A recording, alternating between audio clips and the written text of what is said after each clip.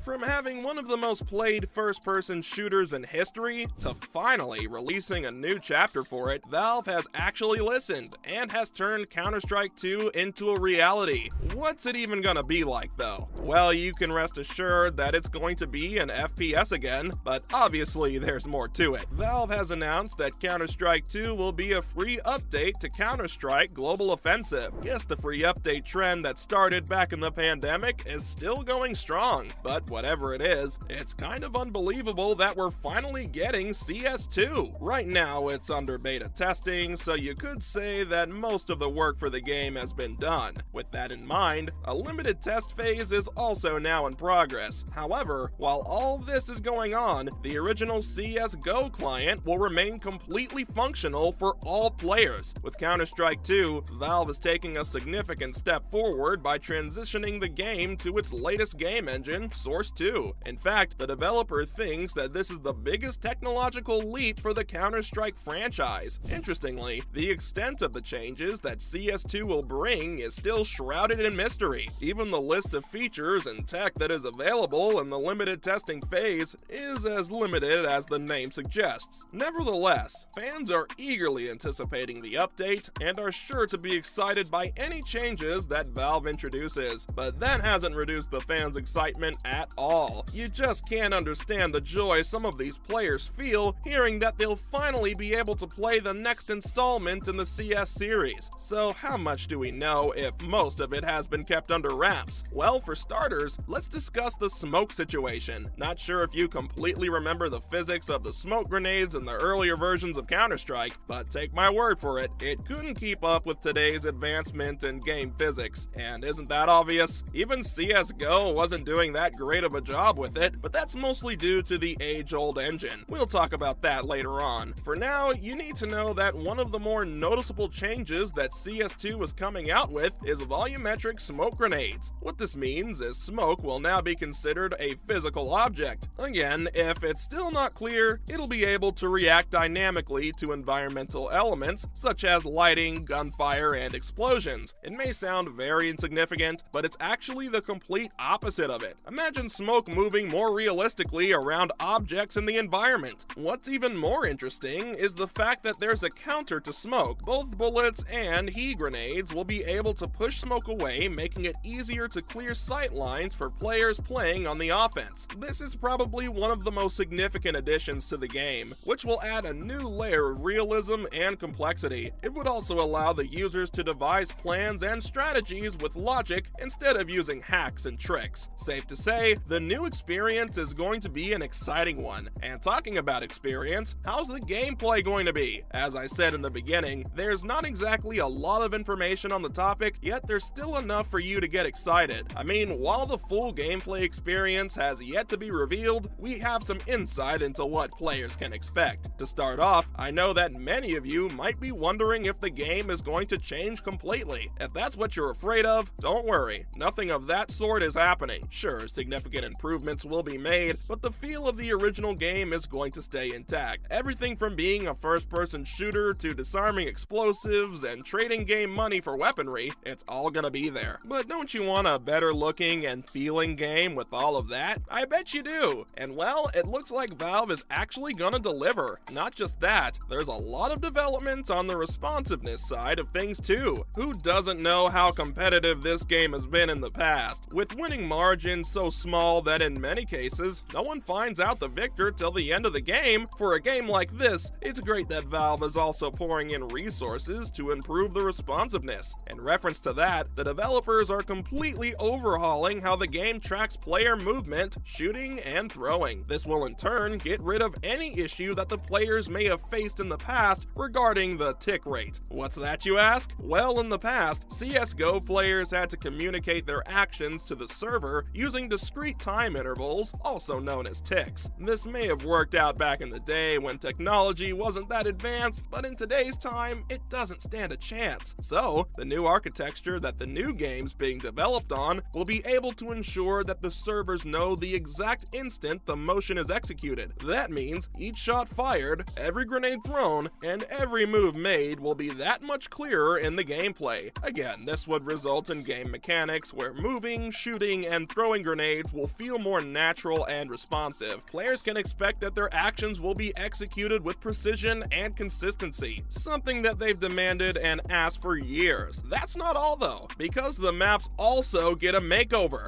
With over 20 years of history, maps are a fundamental pillar of Counter-Strike. And in Counter-Strike 2, maps are getting a new look.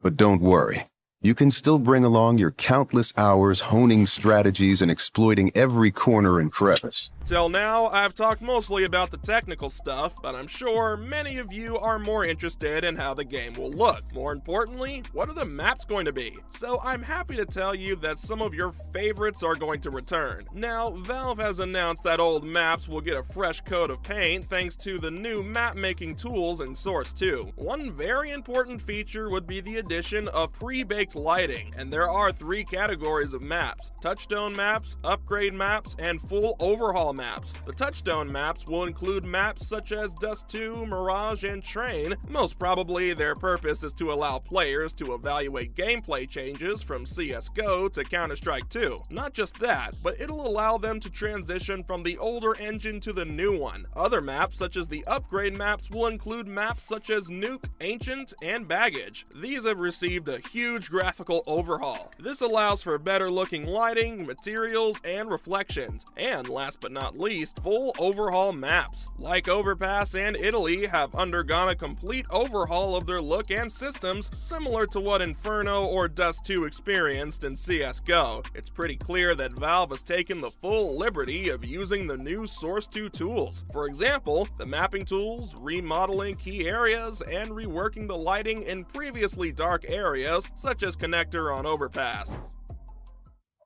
And finally, overhauls. The oldest maps have been fully rebuilt from the ground up, leveraging all of the Source 2 tools and rendering features. Yeah, I know, you're getting excited. And you want to know when you can play the game? Well, for starters, the limited test phase has already launched. So if you're down for that, head on to the game's website. But there's a twist. Not everyone wanting to participate in the limited phase will be able to gain access. Valve has announced that it'll choose the participants, so there's that. But fret not, the official release isn't that far away either. While there may not be a release date yet, we know that the game will be available to players in the summer later this year. That's actually a very smart move if you look at it. You never know, the game might already be ready by now, but they're just looking to have a higher number of players join the game. And what better time than the summer for that, right? So there you have it, everything we know about the new Counter-Strike 2.